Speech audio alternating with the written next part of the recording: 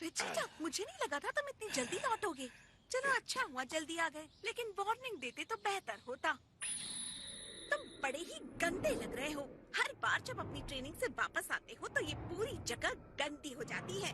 पिछली बार तुमने मेरी नई ड्रेस ही खराब कर दी थी। और तो और तुम मेरी बात भी नहीं सुन रहे हो। एक हफ्ता गायब रहने के बाद फाइनली घर आए हो और बात भी नहीं करना चाहते हो मुझसे। क्या हस्बैंड ऐसे होते हैं?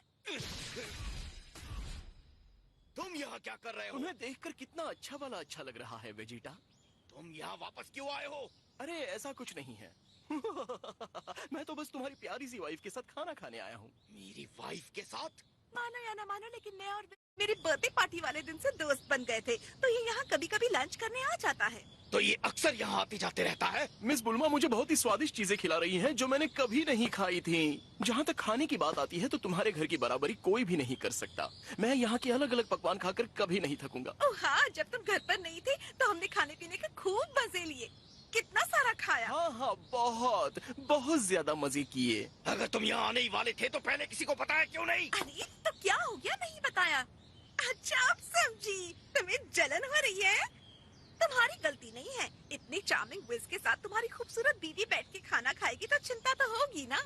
No, I don't give a damn about that. What? You can at least protect. बहुत हुआ। क्या लॉर्ड बीरस भी तुम्हारे साथ हैं? मेरे प्यारे लॉर्ड बीरस घर पर आराम फरमा रहे हैं। बहुत अच्छे। अब तुम जल्दी से अपना जादू इस्तेमाल करो और मुझे उनके पास ले चलो। बस देखते जाओ, मैं दिखा कर रहूंगा कि असली सेन आखिर क्या होता है। चीटा, हैं?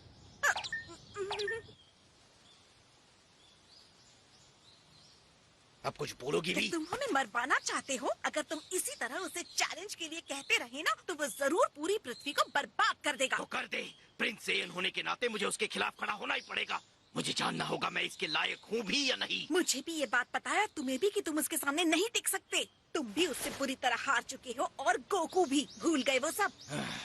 दुखती रग पे हाथ तो सिर्फ बीवी ही रख सकती है। देखो, मेरे लिए खतरा बनना बंद करो। विज के साथ दोस्त बन के रहना मेरे लिए बहुत जरूरी है, क्योंकि अगर फिर से लॉर्ड बीरस पृथ्वी को बर्बाद करना चाहे तो कम से कम हम तीनों तो बचे रहेंगे।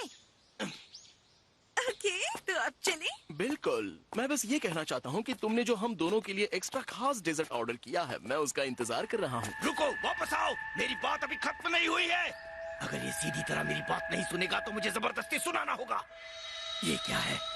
ये कोई पावर तो नहीं है, लेकिन फिर भी बहुत एनर्जी है, बहुत स्ट्रेंथ है। मैं उस पर हमला नहीं कर पा रहा। हाँ?